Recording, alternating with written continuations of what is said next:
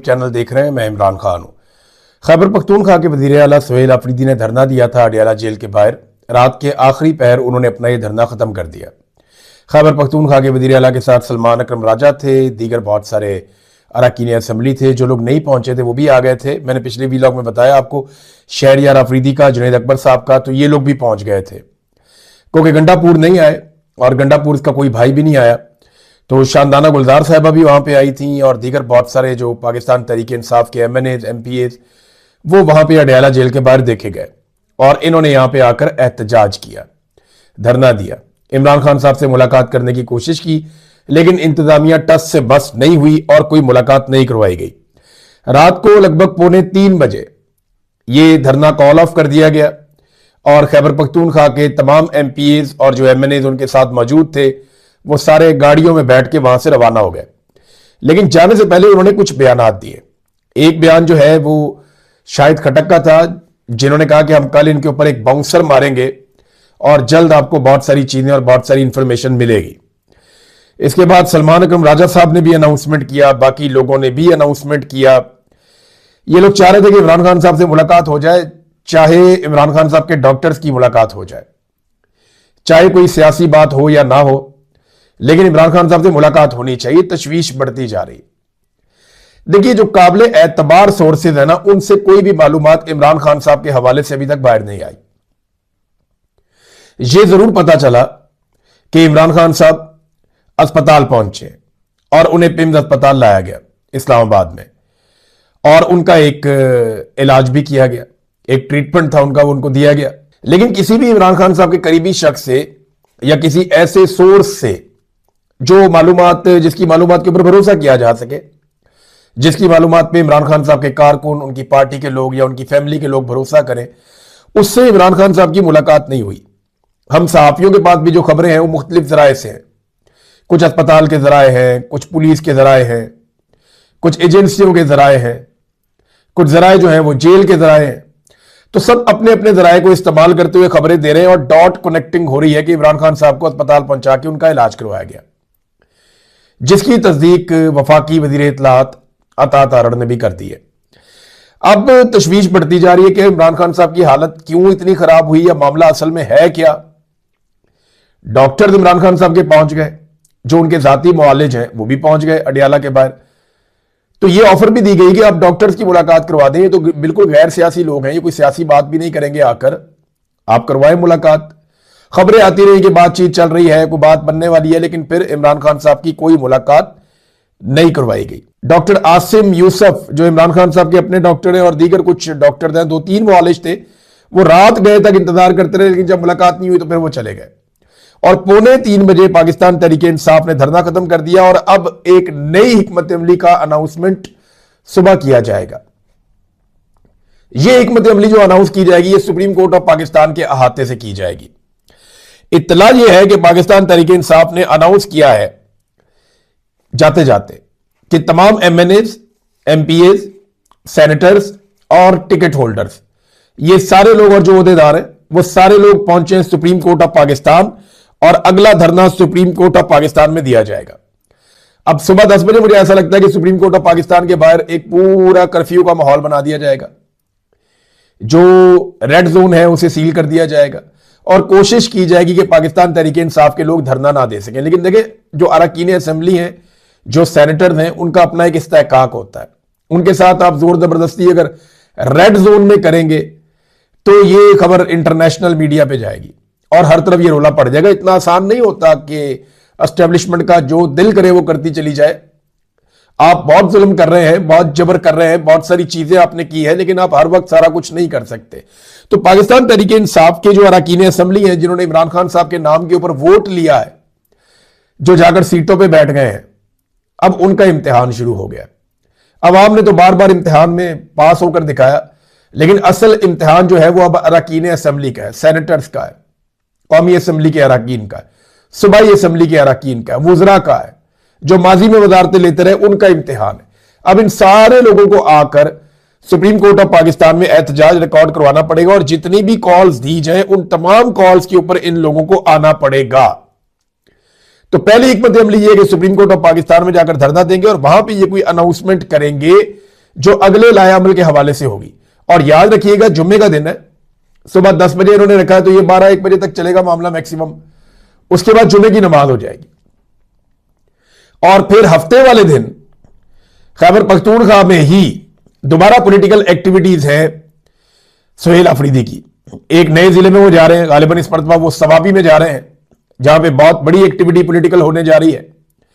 और उसके बाद एतवार के दिन उन्होंने एक बड़ा जरगा बुलाया है, जिस जरगे में वादी तीरा के हवाले से अहम इंकशाफात होंगे, अहम फैसले होंगे और पता चलेगा कि वादी तीरा के लोगों को जो बेदखल किया गया उनके इलाके से, उन्हें जो जबरी तौर पे उनके इलाकों से इनखला पर मजबूर किया गया, इसके पीछे क्या कहानी है। और फिर अगर ये ऑपरेशन वाली सारी ये चीजें झूठ है, तो फिर सुहेल अफरीदी साहब अपनी कौम को लेकर साथ अपने खुद वादी तीरा में वापस आबादकारी के लिए रवाना होंगे। ये अगला हफ्ता आपका इन चीजों में गुजर जाएगा। लेकिन इमरान खान साहब के हवाले से बड़ी शदीद तशवीश है। कुछ लोग कह रहे हैं कि जो इमरान खान साहब को लाया गया ना पिम्स अस्पताल में, तो इसमें 2-4 चीजें बड़ी इंपॉर्टेंट हुई। नंबर 1 ये कि कड़ी निगरानी के अंदर लाया गया। बाहर जो लोग मौजूद रहते हैं नॉर्मली छोटे मोटे दुकानदार, तो वहां पता चला कि बहुत सारी गाड़ियां 15-20 गाड़ियां अचानक आ गई थी, हर तरफ सिक्योरिटी फैल गई थी जब इमरान खान साहब को लाया गया। और फिर इमरान खान साहब को, अच्छा जो लोग यहां फैले हुए थे उनको भी आइडिया नहीं था कि अंदर कौन आया। और इमरान खान साहब को साबिर शाकिर साहब ने खबर दी है कि फौजी हुकाम लेकर आए थे। ये काम जो है वो फौजी हुकाम ने किया, सिविलियन इदारे ये काम नहीं कर पा रहे थे, उन्हें पता भी नहीं था कि क्या हो क्या रहा अंदर। वो बाहर वाला कवर उनको दिया जाता है ताकि कोई एहतजाज हो जाए, कोई चीज हो जाए तो वो मौजूद रहे। अदरवाइज जो सिविलियन इदारे हैं उनको तो ये पता भी नहीं था कि हो क्या रहा। तो फौजी हुकाम के हवाले से दावा किया साबिर शाकिर साहब ने कि वो लोग लेकर आए। फिर जब ये अस्पताल के अंदर लेकर गए तो जितने सीसीटीवी फुटेजेस थी वो सारी की सारी बंद कर दी गई।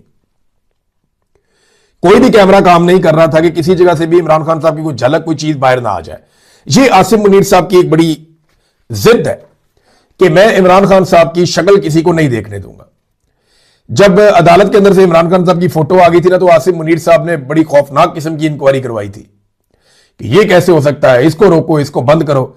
जब इमरान खान की 1-2 मरतबा ऑडियो बाहर आ गई थी तब भी बड़ा रोला पड़ गया था।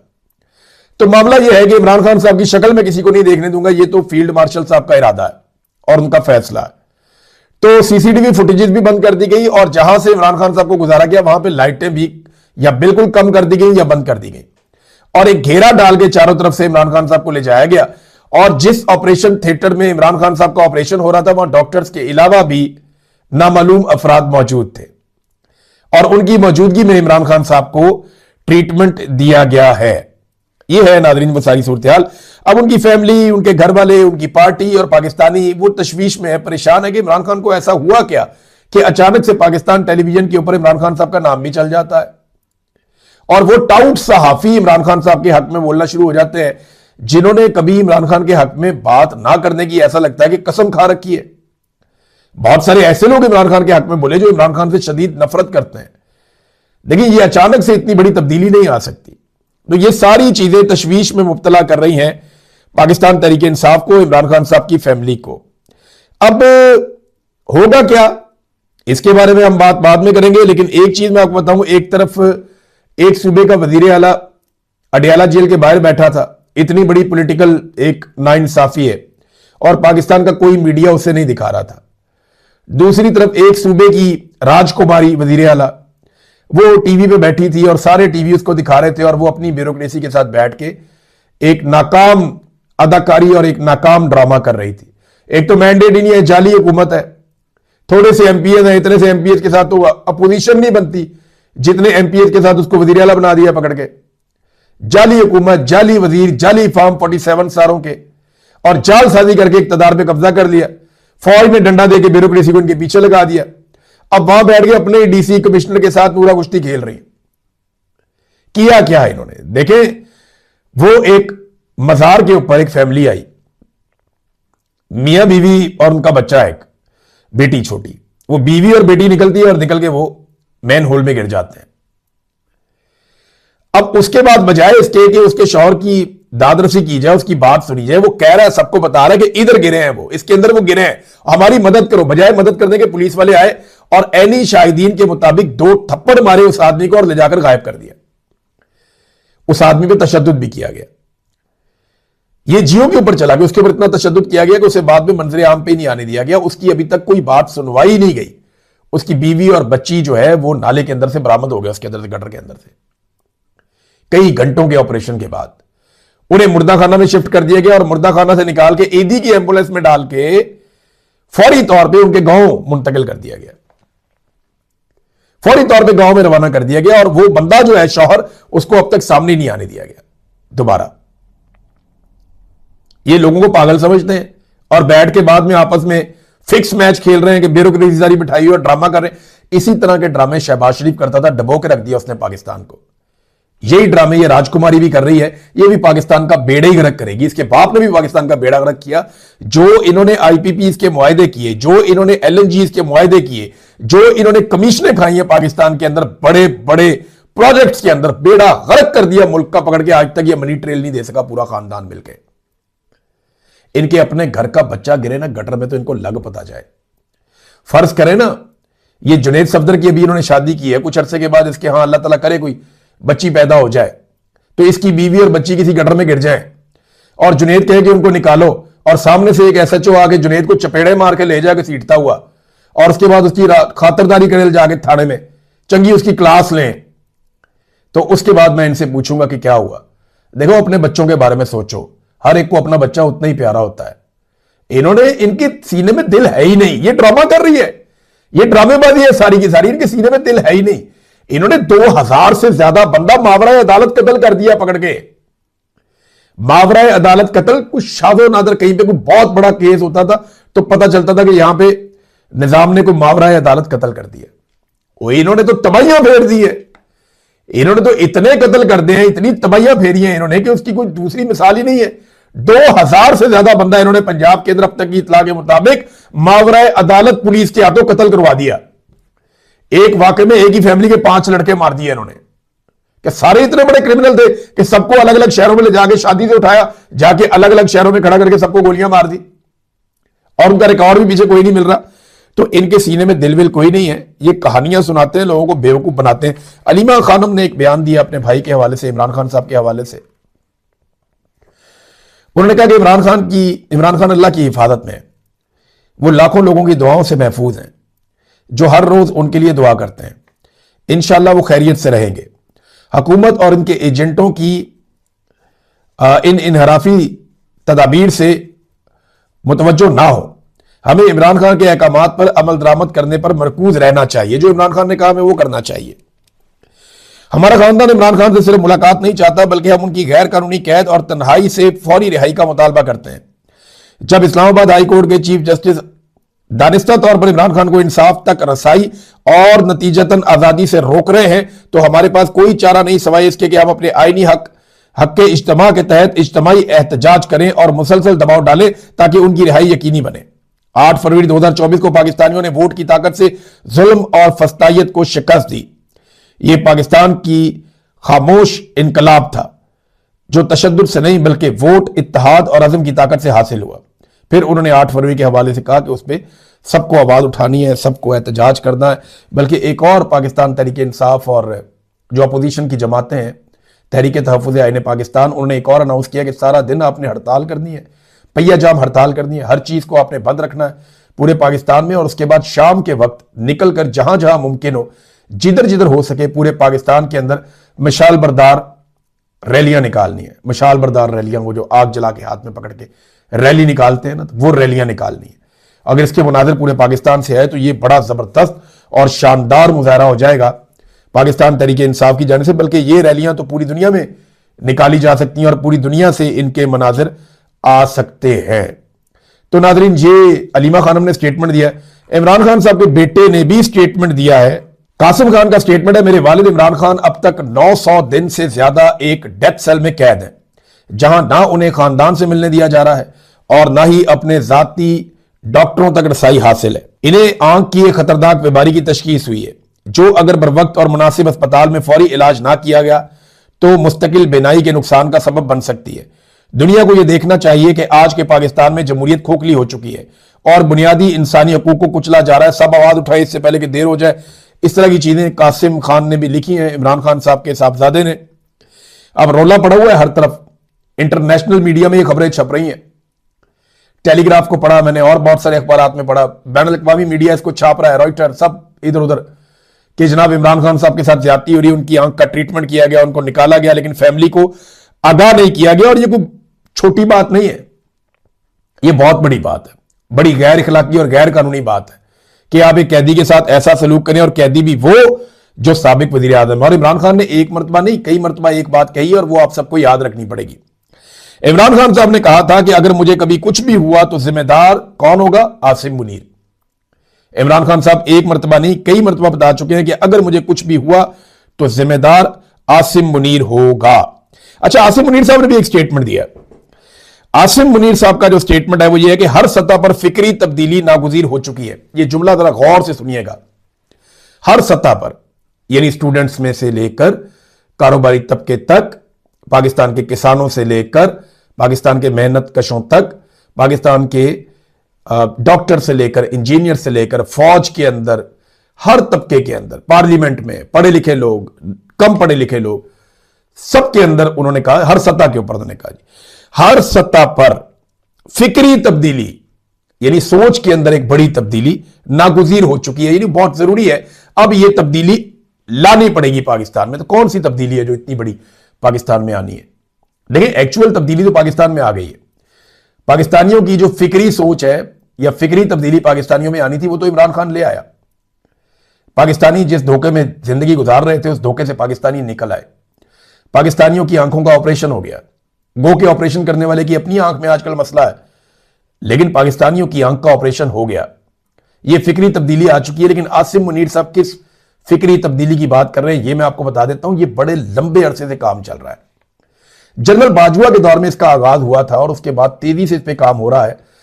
पाकिस्तान की फौज के अंदर कंटिन्यूसली इस बात को डिस्कस किया गया है, इदारों के अंदर डिस्कस किया गया है, सियासतदानों के अंदर डिस्कस किया गया है, सहाफियों के अंदर डिस्कस किया गया है कि इसराइल के और फलस्तीन के मामले में हमें अपनी पॉलिसी बदलनी पड़ेगी। कायदे आजम मोहम्मद अली जिन्ना की पॉलिसी उनके दौर में रेलिवेंट थी। आज का दौर ये लोग कहते हैं कि क्योंकि बदल गया है तो जनाब पॉलिसी भी बदलनी पड़ेगी। अब ये पॉलिसी बदलने का गेम है जो ये खेल रहे हैं, और ये है वो फिक्री तब्दीली कि आपके पासपोर्ट के ऊपर जो लिखा हुआ है कि ये पासपोर्ट इसराइल के अलावा पूरी दुनिया के लिए कारामद है, वो जुमला खत्म हो जाए। ये है वो फिक्री तब्दीली और इतनी बड़ी तब्दीली। लेकिन ना यहां पे मैंने एक और चीज गौर की है कि इदारे फंस गए। अभी वो ताहिर अशरफी साहब कह रहे थे कि फौज गजा नहीं जाएगी, उन्होंने दावा किया, बल्कि लोगों को ताने दे रहे थे जो पाकिस्तान से भाग गए, ये किया वो किया। ताहिर अशरफी साहब जितनी मार अपने खाई है ना, इसका 1% आपको पड़े ना तो आपकी ब्रेकें नहीं लगनी। मैं आपको सही बता रहा हूं, ताहिर अशरफी साहब जितनी मार हमने खाई है ना सहाफियों ने, या मैं अपनी बात करता हूं, मैं तो बहुत कमजोर आदमी हूं, लेकिन जितनी मार मेरे जैसे कमजोर आदमी ने जितनी मार खाई है ना, ताहिर अशरफी साहब इसका 5% आपके साथ सलूक हो जाए ना, आपकी सारी जिंदगी ब्रेक ही नहीं लगनी, आपकी चांचा ही बंद नहीं होनी। ये लिख कर ले आप मेरे से, लिख कर ले आप मेरे से। और इसीलिए तो आप हर एक के साथ बैठ जाते हैं, इसीलिए तो आप हर एक जूते को पकड़ के पॉलिश कर देते हैं, इसलिए तो आप हर जर्नैल के साथ खड़े हो जाते हैं, इसलिए तो आप हर हुकूमत का हिस्सा बन जाते हैं, क्योंकि आपको पता है कि आपकी ये औकात नहीं है कि आप किसी जगह पे भी मुजामत कर सके।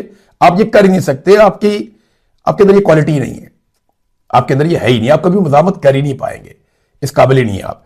तो ताहिर अशरफी ने कहा जनाब कि फौज नहीं जाएगी गजा में, लेकिन मेरा यह मानना है कि ताहिर अशरफी को अपने मालिकों से पूछना चाहिए कि जनाब कम से कम तरदीद तो कर दे।